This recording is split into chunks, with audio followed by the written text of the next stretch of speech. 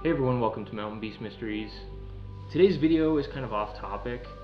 Back about 2 months ago, I posted a video about I think I called it Bigfoot Body Photographed, and it was about like a photograph apparently of a Bigfoot body taken near Lillooet, BC.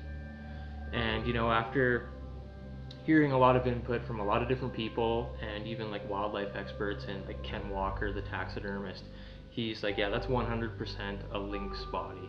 And I kind of agree with him, because I initially thought it looked very cat-like right away, but that's kind of where that video ended up. I'm just kind of concluding that it's some sort of cat, But in that video, I mentioned at the beginning of it that back in the day when I was like 13 or 14, I found a abandoned mansion in the woods. And there were some comments of people saying like, oh, I'd rather hear more about that than this Bigfoot thing. And that it sounds very interesting. And it is very interesting. And so I'm going to share that story with you guys today. And I actually was able to go back and I dug up an old video that I made from way back in the day of the footage that I took there on like a really crappy standard definition mini DV camcorder. Before I get into the video, I will say that the quality, like when I made the video back then, I overlaid like old-timey film grain and everything, so that you're gonna see that in the clip, and I'm not gonna have the original audio in the clip either, because back then I put a music track in the video that is definitely copywritten, and I don't want to put it on YouTube, so I'm just gonna cut that track out and mute the video and then put some new music over top of it, so just to avoid trouble. But the way that ended up happening was very strange. I remember back when I must have been 13 or 14, and it was like in the spring, and I was on the internet researching like the area around Lillooet and like Cache Creek in British Columbia. And I think I was doing that because I knew that my grandparents had bought a place out there and we'd probably be vacationing out there. And I came upon an article. It was only, the actual specific article was like 2 paragraphs long, and it was called Walden North. And I started reading it, and it was like talking about some guy that got rich off of a uranium mine down in like Utah or somewhere in the States. And he thought the government was going to come after him and take all his uranium and use it to make all kinds of nuclear weapons and whatnot. So this guy freaked out. His name was Vernon Pick, is what this article said, Vernon Pick. So the article went on to say that this guy ended up coming up to Canada, into British Columbia, and he started building this mansion that was supposed to be apocalypse proof. It was supposed to be in one of the safest locations in case, there's a bunch of nuclear fallout, and that he just chose this really remote, secluded location, and he built this, I guess you could call it a nuclear shelter, but it's a mansion. Like, it's a huge house on a mountain, spared no expense. Like, at the time, this mansion was top of the line. Like, it's crazy. So I thought that was a really interesting article, and it also said that there's like rumored to be secret laboratories like deeper into the mountain underneath the mansion, where he would have had room for like hundreds of scientists to stay and like do whatever sort of experiments they were planning on doing. It mentioned like particle accelerators and strange things of that nature. So I thought that was kind of weird. It almost seemed like a science fiction story or something like that. But little did I know, after reading that article, that 3 months later I would be in that mansion. So it was all very weird how it kind of came to be. But I remember my grandpa, I think he was telling me that one of his neighbors or something mentioned like a mansion or something out in the mountains, not too far away from the town. And so I started thinking, and I'm like, oh, that kind of sounds familiar. Like, it sounds like that story I just read. And another day we were driving down this highway just outside of Lillooet, and I see the sign and it says Walden North, and I'm like, what the heck? Like, that really sounds familiar. So like, at the time when we were there on vacation, me, my stepdad, and my grandpa, we were looking for like old abandoned mine shafts, and we were kind of looking into other things. We were interested in like gold panning and like prospecting and doing that kind of stuff. I ended up going back one night on the internet and I found that article again. And I showed my stepdad, showed my grandpa, and we decided that we were going to try and find this mansion. And so I remember we spent a whole day after that, like scouring like 3 different mountains, like hiking deep in the bush around these mountains to try and find any sign of this mansion where we thought it could be. And we didn't end up finding anything.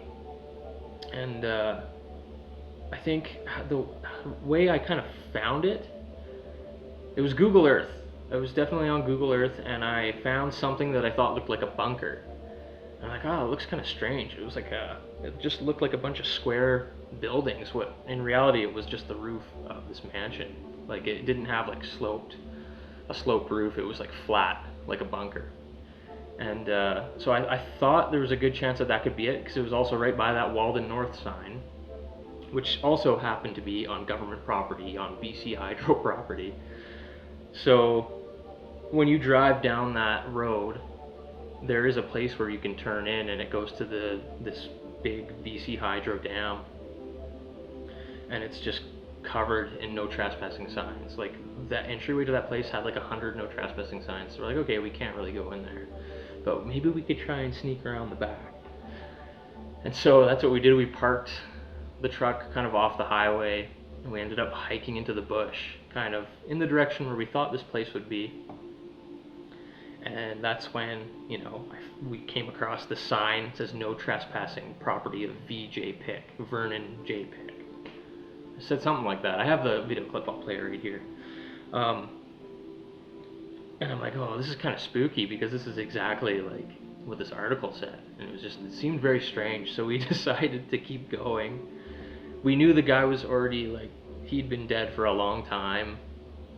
And I guess the property is now owned by the government, but I don't really know for sure. I just know at the time, I guess technically we were trespassing, but you know, it's all in the name of adventure, so we had to do it. So yeah, we decided to keep going, and eventually we came upon this mansion, and it was the weirdest thing, like the middle of nowhere. Now I don't really know if a lot of people in that town, like in Lillooet, know of this place. Because before we went on the hike, I remember we went to this museum and we were like asking people that work there, oh, have you heard of this Walden North like mansion thing that's on this internet article? And nobody knew about it. So like there's people that live there that have no idea that this thing's there, but I'm sure nowadays there's gotta be people who've been there and know more about it. Like that was like 14 years ago. So it was a while back, but anyway, we get there, and this huge brick mansion is just sitting there, totally abandoned. The cool thing was that he actually had built like a tramway from the bottom of the mountain with a cable car on it. You know, that's how he would get up and down the mountain to his mansion with all his things, this huge cable car. I've never seen anything like that before. And lo and behold, the front door was open. All the other doors were locked except the front door. So we went inside of it. The place was covered in rat crap, and everything was still inside. There was like old couches, like really old big screen TVs, bearskin rug on the floor that was like rotting away, old computers, newspapers, books. The kitchen was in shambles. Like there had been squatters there at some point, because they totally trashed the place. There was like pots and pans all over the kitchen floor, and someone had definitely gone through there. But as far as like the rumored laboratories go and everything, I did go in the basement by myself in the dark with just like a flashlight, and it was super creepy. I was only down there for like 5 minutes, but there was doors down there, like big metal doors that had big padlocks on them, and they were locked. I don't know what is behind those doors, but it would be very interesting to get back in there with like bolt cutters and find out. Now I'm not telling anybody to go trespassing on government property and doing that, but it would just be interesting to know.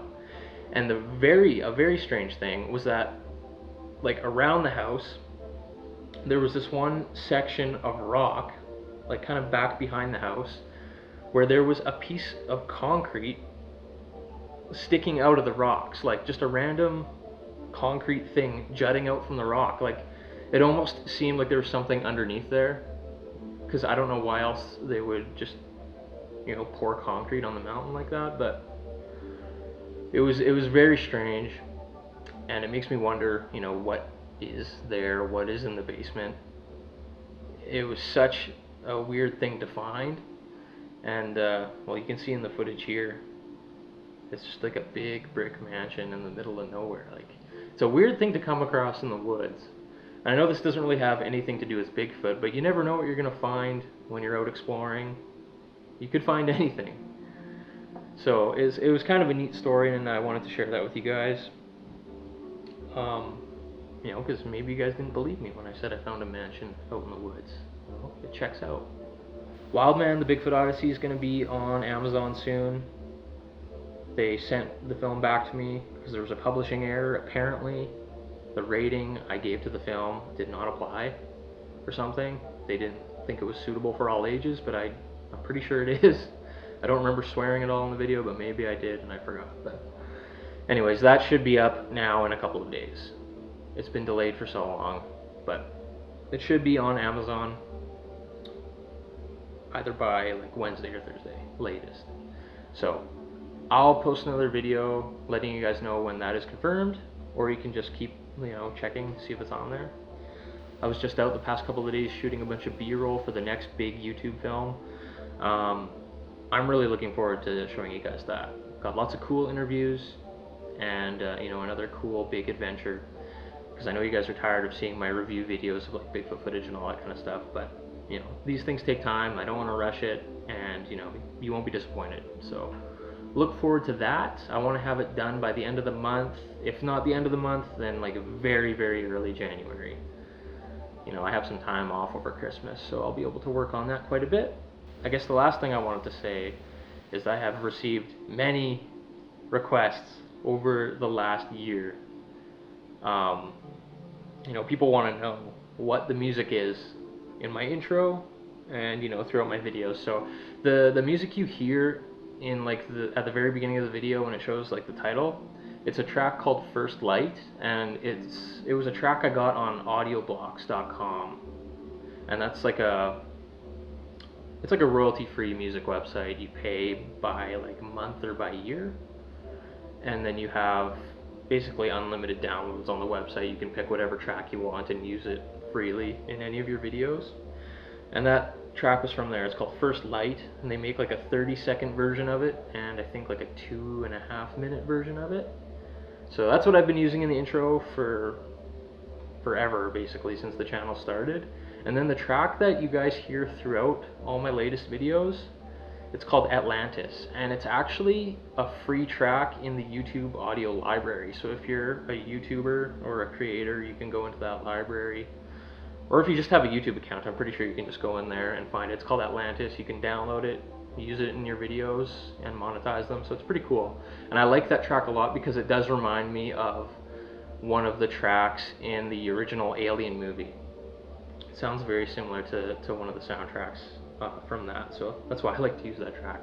Anyways, that's all I have for you guys tonight. I hope you enjoyed listening to my story. We'll get back to more Bigfoot stuff in a couple of days. Thanks for watching. We'll see you next time on Mountain Beast Mysteries.